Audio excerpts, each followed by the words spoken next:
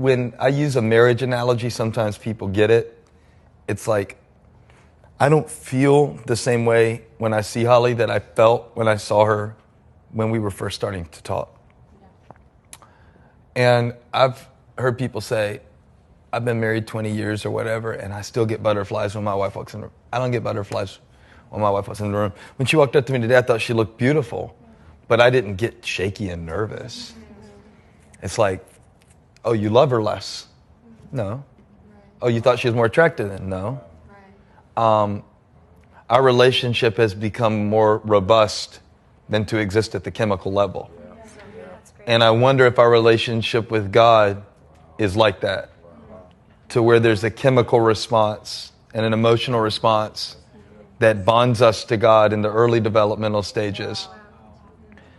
But then as we grow in faith and maturity, He sets us free from our feelings little by little until we can worship Him more by faith.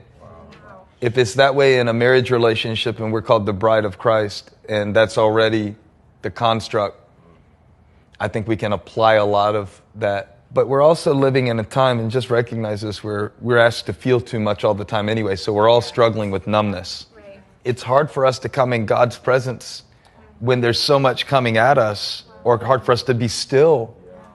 And I think we'll all have to figure out what level of stillness we need just to continue to have a settled, grounded heart in such a fragmented world.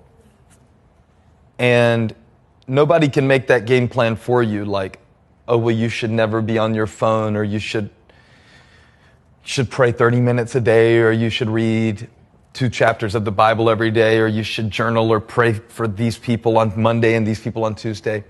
All of those spiritual rhythms and everything, they're as unique as you are. There's no one size fits all for how you're going to experience God's presence. But try noticing the moments when you do feel God and carrying those with you into the moments when you don't. Try noticing those good days where you're like, I sense God all around me today, because you still have Him. Yeah. You still have Him. Yeah. You're just averaging it out to me and saying, I don't feel God as much anymore. You still do. You still have moments, and maybe you don't let them in as much. And then maybe you let some other things outweigh them. But I just learned to go, man, this is a good moment. I want to really grab all of it I can and soak it in. And one good thing about if you go through a dark season, you start to appreciate the sunshine. And if you're like, man, I know what it's like to have weeks and weeks where I just really feel like I can't kind of get my joy. When joy comes, you're like, oh, come here, man. And it's really, really helpful. It gets your perspective a little healthier. So